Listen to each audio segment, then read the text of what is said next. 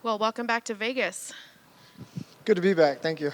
Can you just talk to us a little bit about how this fight kind of came together? I just got back to Texas to start my training camp. I think I practiced twice. Then got a call, asked if I could fill in for February. I didn't know who the opponent was. I said yes. They said, what about December 16th? I said yes. And they were like, well, really the fight was supposed to be Saturday. Can you make Saturday? So I got on a plane that day and flew here to Las Vegas. So, when you heard the news, was there any hesitation because it's such short notice, or were you eager to kind of get that win back in 2023? I mean, kind of both. It's having a long camp is scary. You have a lot of time to get hurt, so having no time to really get injured or anything is nice. Sue's already ready, so I don't know. It just seemed right. I have a good manager. I kind of just do what they say. They've always steered me in the right direction, and I wouldn't be here. I wouldn't have this job if it wasn't for them. So if he says, hey, this is the fight you need to take, and they gave me 10 pounds, so easy weight cut, good fight, something that we were supposed to fight once before, so I really look forward to it. What do you think of the matchup? Great matchup. He's really exciting. His fight with Matt Schnell was really good. I want to fight a striker. I want to try to work some of my striking. I haven't really been able to do that. Through my whole career, I've kind of been eager to get to the ground, and even in the Makayev fight, like, I was winning the striking portion, and I still had this eagerness to try to get him to the ground. But when I'm sparring in practice, I mostly stay on my feet. So I would like to show the new skills that I have, and I haven't really been able to do that in my last few fights. And I'm getting older now, and I'm running out of chances to really show like how good I am and how good I can be. So I feel like Sue's a good opponent for that. Do you kind of picture this fight going 3 rounds, or do you feel like you can get in and out of there pretty quick with him? I feel like this is a guy that I could possibly sub, but honestly, I want to fight for 3 rounds. I want to put on a performance. I like to have time in the cage. I like to get takedowns. I like to break records. I like to, you know what I mean? That's the place where I feel the most comfortable in my life is when that cage door shuts. So the more time I can spend in there, the better I feel. And last question for me, I got to ask about the sponsoring the fighter. Could you tell us kind of how that went down and what the motivation behind that was? Yeah, Tony actually hit me up, and he was like, hey, man, I just want to reach out and, say, like, I'm married to my wife. I love her so much, and I hate situations like this. So just reached out and was like, pat me on the back, I guess. And then he was saying something about trying to get sponsors.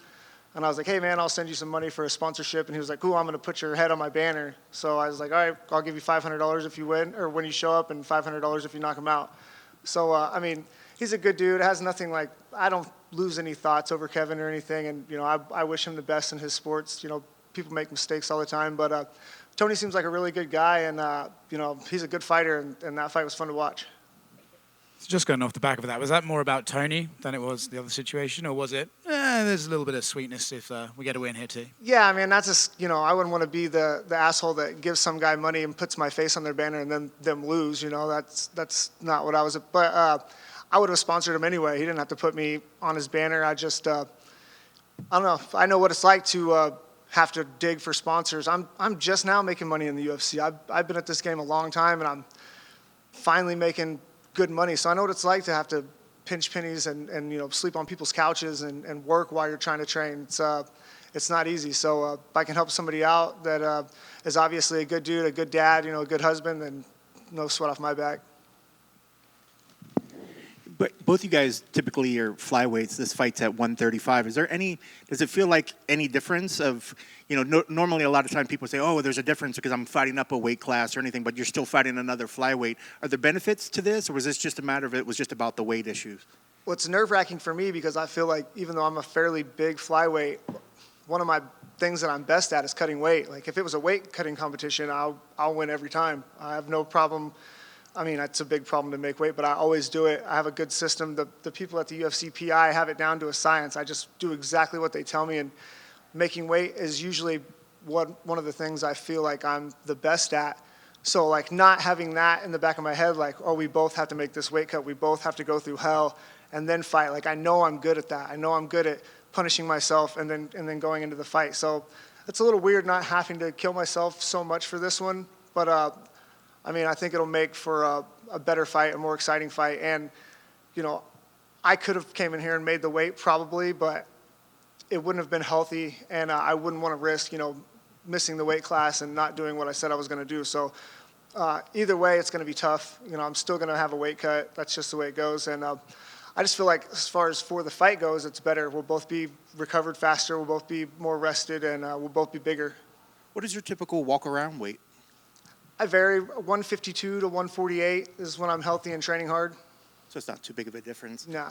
So, I mean, outside of even just the weight cut, having a short notice fight, are there other benefits that a lot of us on the outside don't really think about, a lot of us watching? I mean, I know a lot of times we talk about, there's no stress. You're not thinking about this fighter opposite of you for 8 weeks or 3 or 4 months. Are there other benefits that we don't maybe think about that a short notice presents? For a guy like me, there's tons of benefits. I'll get in my own head. I have a hard time watching tape. If I watch tape on my opponent, I only see the good things that they do. And if I watch tape on myself, I only see the bad things that I do. So I'm my own worst critic.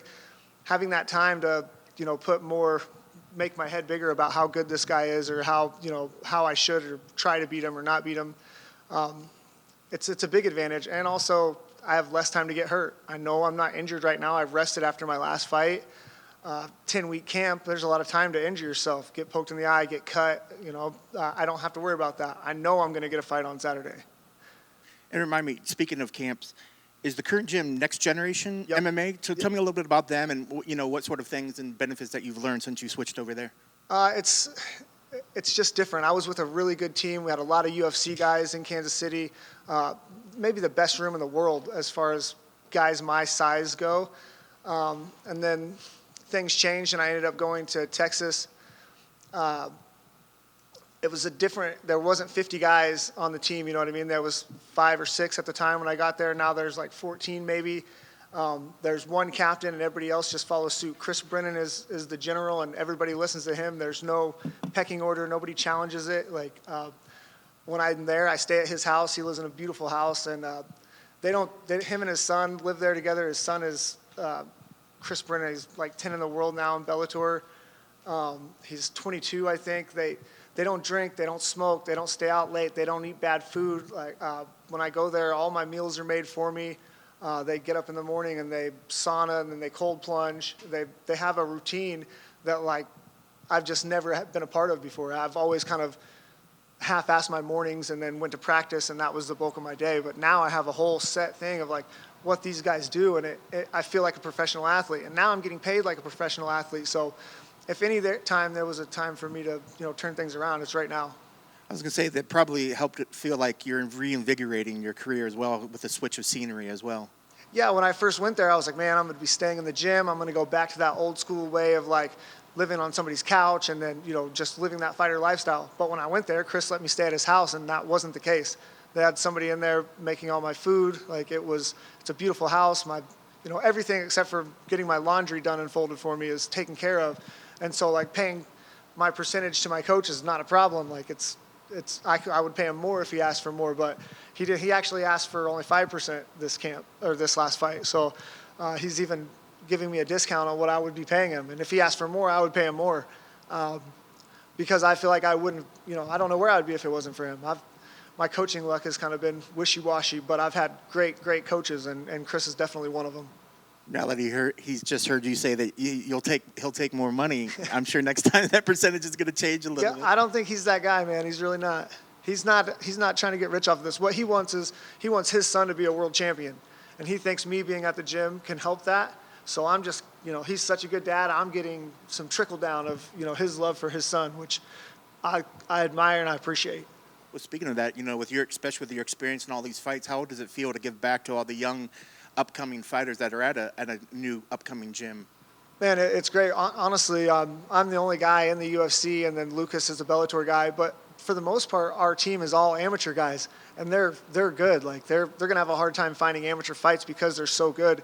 But they're practicing like the professionals do. They're doing everything, if not more than what I'm doing, and they're doing it constantly. I'm just doing my camps there, and I feel bad about that. Chris wants me to be there full time, but I can't be back. I have to be back and forth since I have a daughter. So the gym is really thriving right now with a small team and having Chris as the leader. That's awesome. Last one, just going back to this fight. When you look at this fight, I'm sure it's played out in your head. Even though it is a short notice, I'm sure it's played out in your head. What are your keys to the victory? What needs to happen to make sure that you get your arm raised on Saturday? I mean, we were supposed to fight once before, but Back in you know, 2021, right? yeah, he's sharp. He's got good feet. He's heavy-handed. I'm gonna have to also fight a little bit smart, which is, you know, that's not my strong suit. And the smartest way would be take him down and try to get a submission, but I'm not. I'm just not about that right now. I'm trying to show all my skills, and like I said, I want to put a real performance together, and I only have 15 minutes to do that. So I'm just going to stay on him for 15 minutes and try to have fun. That's the most important thing. If I'm having fun, then I'm winning. And I'm glad you brought that up. I thought about that part where you guys almost fought in 2021. You have a fight that's like that, and then it gets called off for whatever reason. Do you follow those particular fighters? Do you still track them? Have you trajectory as well? And do you envision him being a much different fighter now than he would have been back if you fought in 2021? Yeah, of course. I mean, he's been at a couple different gyms. He's not training over in China anymore. He's training with good wrestlers. He trained with Makev for a long time at American Top Team. So I expect him to be a totally different fighter, and I expect him to be big and strong at 135 pounds. I mean, he's taller than me. He's got 6 inches of reach on me. He's going to be a big guy. So it's one of those things in the flyweight division. You kind of follow everybody. That's just now getting big. It's as popular as it's ever been, and I've said that 5 years in a row, but it just keeps getting better. Sorry, I meant to ask: is the wrap on the nose, is that just an aeration, breathing? Yeah, just so I can wrap? breathe. Yeah, that's what I thought. I didn't expect it was a cut, but I just figured I would ask just to check. Best of luck on Saturday. Thank you, sir. Hey, Tim. Have you thought more about moving to Texas and having your daughter switch schools, or is it kind of like you're waiting? I mean, I'm lucky that her mother is so great. She also lives in Kansas City, but I already did that once. I left Kansas City and went to Las Vegas when my daughter was 2, just her and I. And her mom allowed me to do that because I could spend all day with her at the gym. I didn't have to put her in daycare. My daughter's never done daycare, or when she went to school for the first time was the only time that she'd ever really been away from me. But I already did that once. I took her to Vegas and tried to make it in the UFC, and we did that. And now she was living with me in Kansas City, and to move and take her away from her mom again, I can't do that. And her mom is so supportive, she would probably allow me to do that, but I wouldn't want to do that to her mom or to Sterling. I wanted to ask about your last fight. I guess what was the biggest lesson you learned from that, and I guess what were the emotions like, because you were up on the scorecards last round. What were the thoughts on that fight?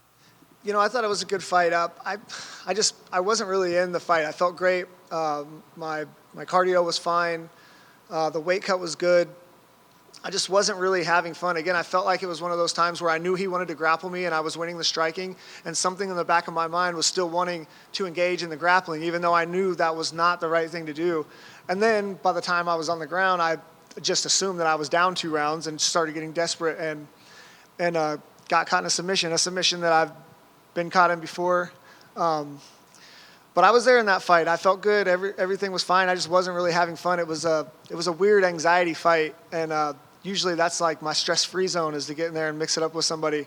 But nothing against Muhammad, man. He fought a great fight, and he's good. He's strong. He's going to get better. I didn't hit my man strength until I was like 25, 30, so he's only going to get better. And finally, for me, there is a flyweight title fight next weekend. Who do you got in that between Brandon and Pantoja? Man, that's tough. I think Brandon is the most dangerous guy per second and maybe in the UFC. When I fought him, I never felt like I was in control or that I was winning, and I was ragdolling him until the point where he submitted me. But Pantoja is just all around a gritty, good. You can't make mistakes. He's one of the best. But if I was a betting man, and I'm not, I'm going Brandon Royval on that. He's tricky and he's dangerous. Awesome. Thanks, Tim.